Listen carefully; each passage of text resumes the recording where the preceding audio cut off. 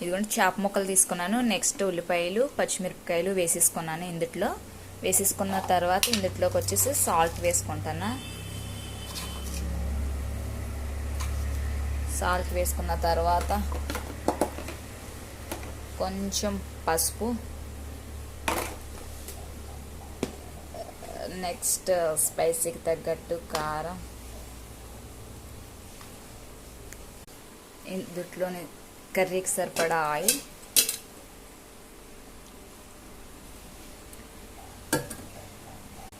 ఇది కొంచెం ఇలా కలుపుతున్నాను. కలిపేసి ఇందులో చింతపండు పులుసు పోసేసుకొని స్టవ్ మీద అయితే పెట్టేయాలి.